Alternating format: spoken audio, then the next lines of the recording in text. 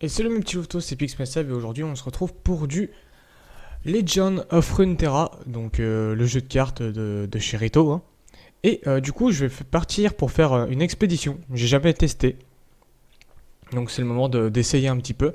Donc comme on voit en fait, pour expliquer un petit peu en 2-2 pour ceux qui ne connaissent pas Legend of Runeterra, c'est un petit peu, en fait c'est comme un Hearthstone sauf avec des cartes, les cartes sont basées sur le jeu League of Legends, avec des champions de League of Legends, et du coup les contrées League of Legends et tout ça. Donc voilà. Donc du coup l'expédition, alors du coup, créez votre deck au fur et à mesure et venez à bout du plus d'adversaires possible avec un ensemble de cartes évolutives. Donc en gros ça me fait penser, ça fait penser un petit peu pareil dans Hearthstone.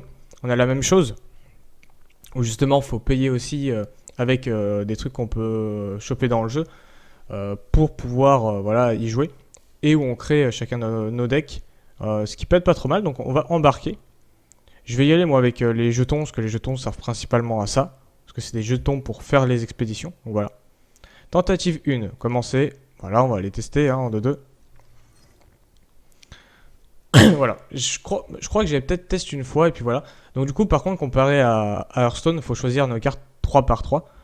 On va réfléchir un petit peu. Vous savez quoi, j'ai bien envie de partir. Faut regarder un petit peu selon les prix de chacun. Je vais partir sur du coup les ombres et poussières. Et là maintenant, il va falloir jouer quelque chose qui pourra se lier avec et qui sera pas trop bête. Ah bah vous savez quoi, on va ajouter ça au deck clonage.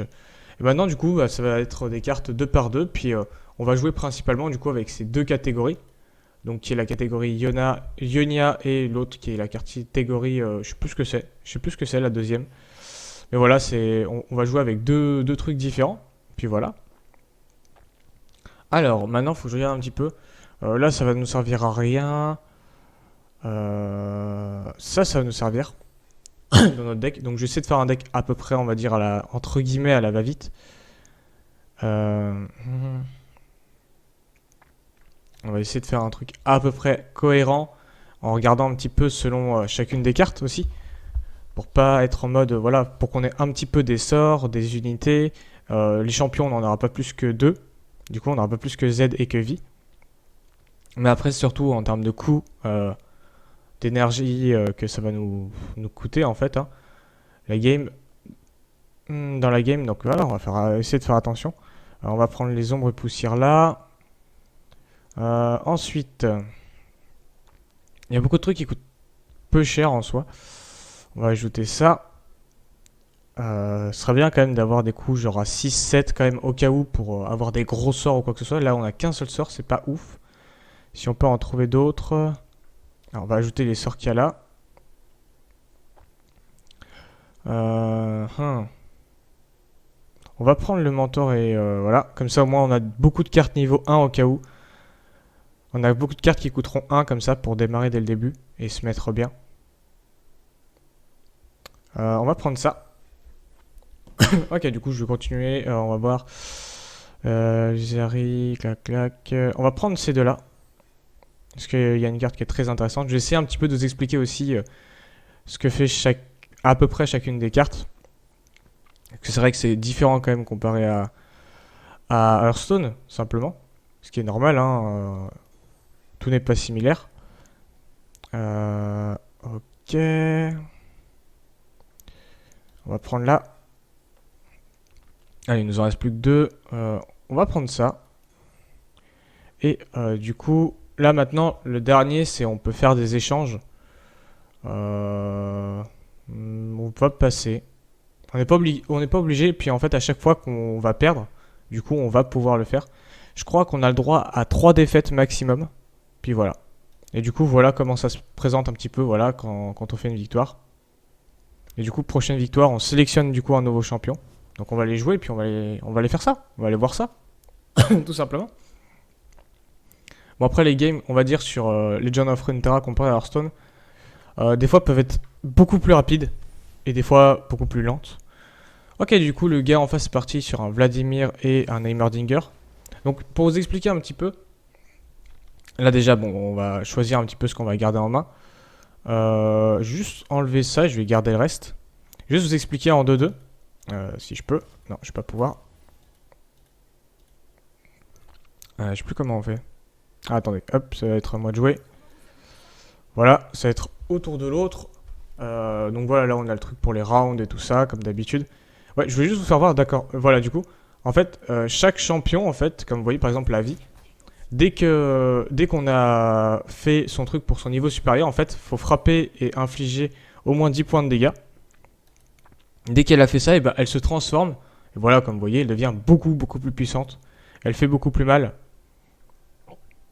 Ce qui vraiment est très intéressant. Ok, ça c'est cool. Donc du coup, je vais vous expliquer aussi. Là, du coup, on a des gemmes qui se stackent. Voilà. Ces gemmes qui se stackent, on peut en stacker 3. Et ça va nous servir principalement pour nous défendre. Enfin, en fait, ça va principalement nous servir pour poser des sorts. Donc c'est bien d'en avoir des fois un petit peu de côté. Quand on a des sorts très intéressants. Et sinon, après, bah, c'est en mode... là, voilà, on a notre barre pour jouer nos champions. Donc on peut aller jusqu'à 10.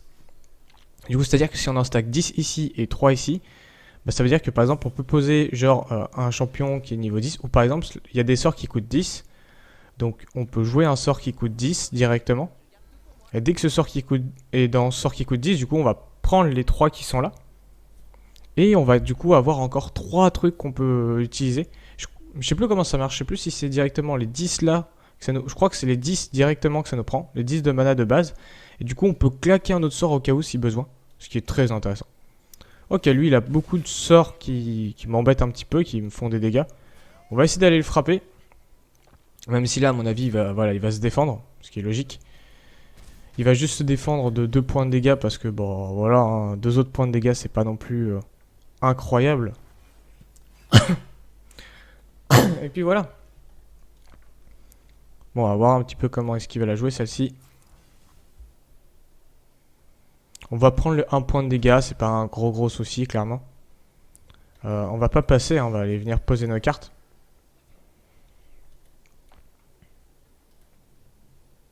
Alors, bon, on va attendre qu'il joue un petit peu. Hop. Voilà, on va poser 2 cartes. Donc du coup, ces 2 cartes, c'est 2 cartes qui sont insaisissables. Où il faut obligatoirement, en fait, avoir des insaisissables en face. Du coup, là, celle-ci, c'était juste, elle avait un effet spécifique. Mais par exemple, celle-ci, elle l'est tout le temps. S'il n'y a pas un insaisissable en face, et bah tu ne peux pas venir taper. C'est un peu comme une provocation, enfin, pas vraiment comme une provocation sur... Attendez, du coup, je vais vous présenter aussi ça. Du coup, là, j'ai un crochet et en fait, je peux attirer la personne que je veux face à moi. Pour par exemple en tuer précisément un. Ce qui est vraiment une carte très forte. Et du coup, les insaisissables, c'est un petit peu comme les brouillards qu'on peut avoir des fois dans Hearthstone, où justement tu n'es pas attaquable et tu vas pouvoir toi attaquer au moins une fois un adversaire, ce qui est très intéressant. Et ce qui fait très mal à ton adversaire. Et puis voilà, et puis après il y a beaucoup d'autres cartes aussi, on va dire. Il commence à y avoir vraiment beaucoup de cartes dans le jeu, ce qui est très intéressant. Et aussi, mince, qu'est-ce que je voulais dire Oui, j'ai totalement oublié. C'est trop bien. J'avais un truc en tête, mais j'ai totalement zappé ce que je voulais dire. Mais voilà, en soi, c'est un bon petit jeu pour. C'est un bon petit jeu que League of Legends nous a mis en place, même si ça ressemble beaucoup à Hearthstone. Il y en a beaucoup qui râlaient au début, parce que ouais, ça ressemble beaucoup à Hearthstone, c'est pareil, c'est le même truc. Bah en soi, certes, ils ont pas tort, mais c'est pas non plus, voilà, en mode. C'est pas en mode un full plagiat de Hearthstone.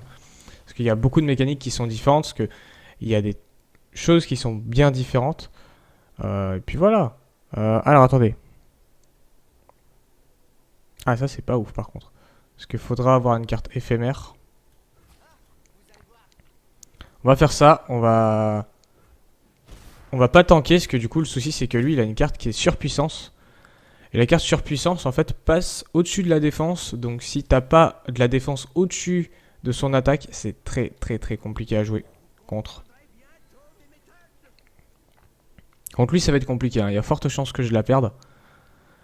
En soi, de toute façon, il n'y a que avec mon deck avec lequel j'arrive vraiment à jouer. Puis voilà. Voilà. Au moins, ça vous permet un petit peu de voir un petit peu ce mode de jeu, à quoi est-ce qu'il ressemble, comment est-ce que ça marche. Mais en soi, c'est un mode de jeu très intéressant, clairement. Qui vaut le détour. Même si, comme je vous l'ai dit, voilà, ça ressemble beaucoup à Hearthstone, voilà.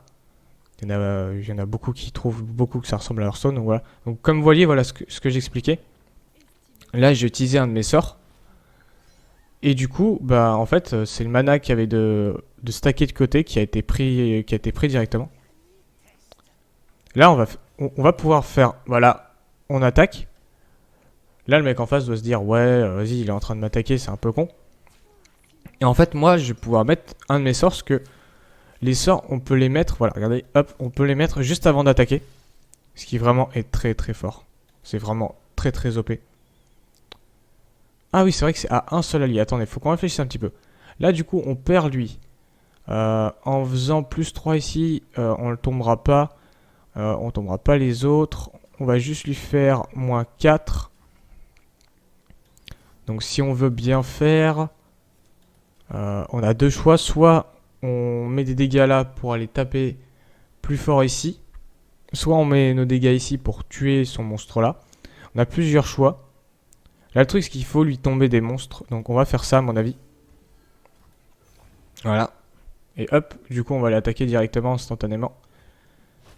Voilà, là ça tombe des deux côtés. Là ici, hop, on a mis des dégâts. Là lui il m'a eu. Là ici ça tombe les deux. Et là du coup bah il en reste un en plus que voilà. Il a résisté à mes coups. Du coup nous un petit fin de round et puis voilà ça continue. Hein. Donc voilà, comme je vous l'ai expliqué, voilà, c'est un mode, c'est un jeu très basique, hein, clairement. Il n'y a pas de truc très difficile. Il n'y a même pas du tout de truc difficile. Donc là, si on voit, ce qui est bien, c'est qu'on peut visualiser le nombre de dégâts qu'on va prendre, pour ceux qui ne veulent pas calculer. Donc là, on est censé prendre 14. Donc si je défends là, on est censé prendre 12 et on meurt. Si je défends là, on est censé prendre 12 et on meurt. Et si je défends ici, le truc c'est qu'on perd nos deux cartes, mais on prend que 11. Et là, en soi, j'ai pas trop le choix. Mais bon. Ceci, ça me fait totalement perdre, en fait. Ça me fait totalement perdre, parce que là, il faudrait que je fasse 12 de dégâts d'un coup. Et il n'y a rien qui existe pour faire 12 de dégâts d'un coup, voilà. Là, je peux juste poser ça. Et puis là, j'ai cette carte qui ne me sert à rien pour l'instant, parce que il faut un monstre qui, voilà, qui a le statut, comme c'est écrit, éphémère, pour pouvoir le supprimer et le mettre à un ennemi. Et pour vous expliquer, le statut éphémère, en fait, c'est... par exemple, ça va faire en sorte que là, par exemple, je vais jouer mon monstre. Et bah, dès qu'il a fini d'attaquer, et bah, il va mourir instantanément après. Ce qui est très intéressant, ce qui est très fort avec certaines compositions. Moi, j'ai un deck, justement, qui se base là-dessus. Mais là, du coup, bah... il faut... Là, maintenant, en arène, là, en expédition, comme je viens de le faire, j'en ai pas eu une seule. Et du coup, bah, je peux pas le mettre sur l'un de ses serviteurs pour pouvoir lui détruire. Donc du coup, là, il a gagné, hein, il a GG. Et donc voilà. Bon, j'espère que je vous aurai... Bon, j'aurais essayé à peu près de bien vous expliquer le jeu. J'avoue que j'ai peut-être pas été assez clair ou quoi sur quelques points. Mais il faut, voilà, hein, clairement, c'est comme je vous l'ai dit, ça ressemble beaucoup à Hearthstone. Voilà, on gagne de l'XP en fin de game. Voilà, on gagne de l'XP. Et je vais vous montrer un petit truc aussi en 2-2. Voilà, attendez, voilà, hop. Là, du coup, on peut faire échanger, du coup, l'une de nos cartes. Là, je vais repasser, parce que ça ne me sert à rien. Hop, et puis voilà, là, du coup, on a... Voilà, si vous perdez votre prochaine partie, votre tentative prendra fin. Donc, du coup, c'est à partir de 2 défaites. Voilà, ce que je voulais vérifier. Donc, à partir de 2 défaites, voilà, on a totalement perdu. Puis voilà. Et là, je vais vous montrer aussi en 2-2, du coup. Non, attendez, c'est pas là. Attendez, que je réfléchisse. C'est où déjà ça doit être dans collection. Ouais, dans collection du coup. Voilà, du coup, dans collection, il y a plusieurs régions. Donc, il y a Beachwater, Demacia, Freljord, Ionia, les îles obscures, Piltover et Zone et Noxus qui sont les régions principales qu'ils ont mis pour l'instant dans le jeu de cartes. Donc voilà, avec différents champions qui existent. Pour l'instant, j'ai pas tout débloqué, hein, clairement. C'est très très long pour tout débloquer. Il y a beaucoup de cartes, comme je l'ai dit. Là, si je vous fais voir un petit peu les éléments non possédés, voilà, il en reste encore un bon paquet quand vous voyez quand je défile. Voilà, il y a beaucoup de cartes qui existent. Il m'en manque quand même un bon paquet, mais voilà, je devrais pas tarder en soi à avoir débloqué pas mal de cartes. Parce que par exemple, pour vous montrer un petit peu, il y a certaines cartes, par exemple là, le Timo, qui a une certaine rareté, qui est légendaire comme c'est un champion. Et si je clique dessus, voilà, on peut soit les acheter avec l'argent qu'on gagne. En fait, ça c'est des fragments qu'on gagne quand on ouvre des coffres, qu'on a chaque jour et aussi en débloquant à certains endroits ou quoi que ce soit. Et sinon, en ayant des jokers pareil en ouvrant des coffres ou en débloquant à certains moments. Par exemple, là, si je prends une carte voilà, verte, qui est une carte, du coup, je crois que c'est... Je sais plus ce que c'est, le vert. Mais voilà, par exemple, j'ai 15 jokers, donc je peux acheter 15 cartes directement. Et sachant que pour chaque carte, on peut en avoir que 3 exemplaires, si je ne me trompe pas. Donc voilà. Donc j'espère un petit peu que je vous aurai bien expliqué au moins un petit peu le mode expédition. Voilà. Et puis voilà, moi je vous laisse là-dessus. Et puis je vous dis, à lundi, comme je le disais la dernière fois, voilà, c'est là cette vidéo sur le samedi. Donc lundi, je vais reprendre les lives. Et là, à partir du 1er, comme je l'avais expliqué, à partir du 1er, je vais acheter Trackmania, le tout nouveau Trackmania qui va sortir. Et puis on va essayer de faire un petit peu la campagne solo, jouer un petit peu sur le jeu, voir un petit peu les nouvelles mécaniques qu'il y a, même si j'ai déjà vu quand même beaucoup de trucs en regardant Zerator y jouer. Et puis on va essayer d'aller faire la ZRT Trackmania Cup un peu plus tard. Allez, moi je vous laisse là-dessus et je vous dis à plus pour une prochaine vidéo. Allez, à plus mes petits louveteaux.